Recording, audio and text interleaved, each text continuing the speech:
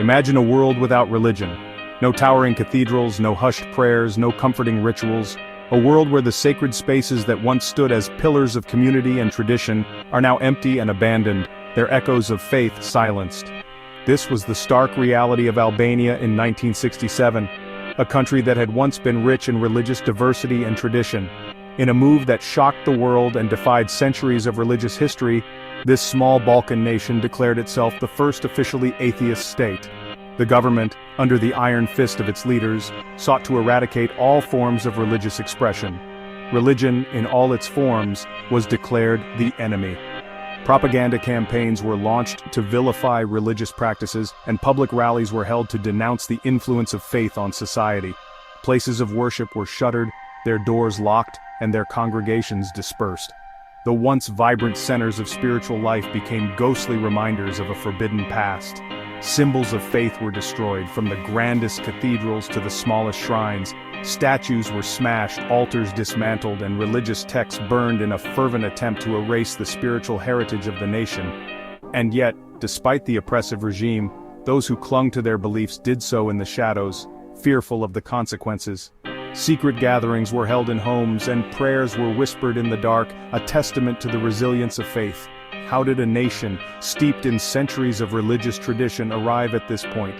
How did the rich tapestry of faith unravel so completely? The answer lies in the tumultuous history of the 20th century, a story of war, revolution, and the rise of a brutal dictator. The social and political upheavals of the time created fertile ground for radical ideologies to take root. At the heart of it all stood Enver Hoxha, the communist leader who would reshape Albania in his own image, an image that had no room for God. His vision for the country was one of strict atheism, enforced through fear and repression. This was a nation reborn in the fires of ideology, where the state sought to control not just the actions, but the very beliefs of its people. The transformation was profound and all-encompassing. The cost, however, was immeasurable. The loss of religious freedom left deep scars on the national psyche, and the emotional toll on those who lived through this era of persecution was profound. The echoes of this dark chapter in Albania's history continue to resonate to this day. To understand Albania's descent into state-sponsored atheism, one must understand Enver Hoxha. Born in 1908, Hoxha was a man of strong convictions and unyielding beliefs. His early years were marked by a fervent desire to see Albania free from foreign influence and internal corruption. This passion would later fuel his rise to power and shape his draconian policies. A communist revolutionary, Hoxha rose to power in the aftermath of World War II. His ascent was not just a political maneuver but a calculated effort to reshape Albania's future. He envisioned a nation that was self-reliant, ideologically pure, and free from the shackles of both Western capitalism and Eastern Bloc influences. He ruled Albania with an iron fist for over 4 decades, transforming it from a poor agrarian society into a rigidly controlled, isolated state. Under his leadership, Albania became one of the most isolated countries in the world, severing ties with both the Soviet Union and China when he felt they strayed from true Marxist principles. Hoxha's ideology was rooted in a particularly stringent interpretation of Marxism-Leninism. He believed in the absolute necessity of a classless society where the state controlled all aspects of life. This belief led to the nationalization of industries, collectivization of agriculture, and a pervasive surveillance state that monitored every citizen. He saw religion as a dangerous relic of the past, a tool used by the ruling classes to oppress the masses.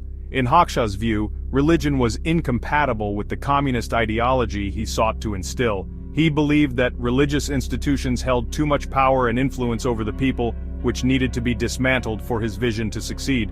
Hoxha believed that for communism to truly flourish, religion had to be eradicated.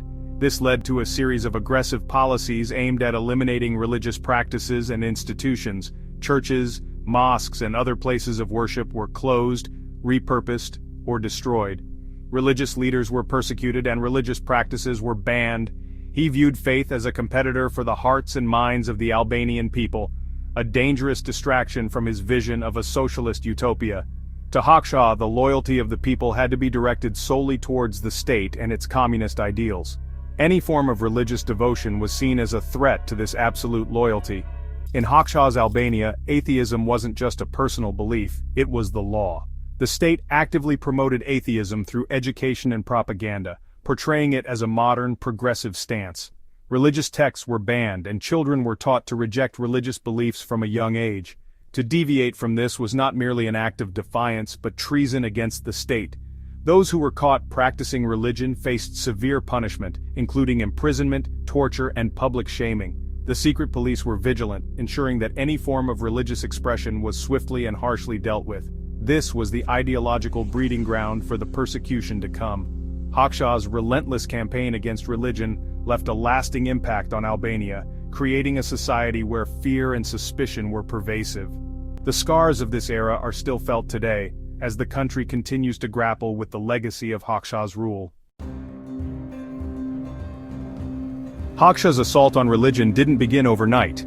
It was a gradual process, marked by increasing repression and control.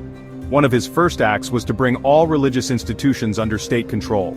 Religious leaders were forced to toe the party line, their sermons scrutinized for any hint of dissent. Religious properties were confiscated, often repurposed for secular use. Mosques and churches were transformed into warehouses, cultural centers, or even, ironically, museums of atheism. Education became a key battleground. Religious instruction was banned in schools, replaced with atheist teachings. Children were indoctrinated from a young age to view religion as backward and superstitious. The goal was to create a new generation of Albanians for whom religion was nothing more than a distant memory. Step by step, Hoxha tightened his grip, squeezing the life out of religious practice in Albania. This was just the beginning of the storm to come. In 1967, Hoxha took the final drastic step in his campaign against religion. He declared Albania the world's first atheist state, a bold and unprecedented move that shocked the international community. All religious practices, both public and private, were outlawed. Churches, mosques, and other places of worship were shut down, their doors locked, and their congregations dispersed. Owning religious objects such as icons or scriptures became a crime. Police conducted raids, confiscating anything that hinted at religious belief.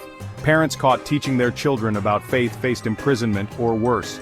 The regime sought to sever the transmission of religious knowledge from one generation to the next. The very mention of God was taboo. People were afraid to speak openly about their beliefs, fearing retribution from the state. This was more than just closing churches and mosques. This was an attempt to erase the concept of a higher power from the Albanian consciousness.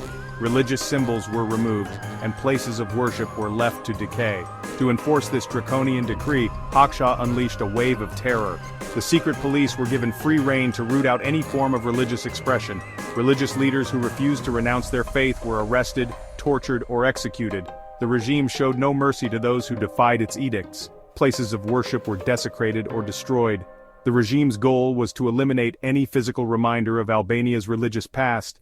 Ancient mosques and Byzantine-era churches, some dating back over 1,000 years, were razed to the ground, their destruction a potent symbol of the regime's absolute power.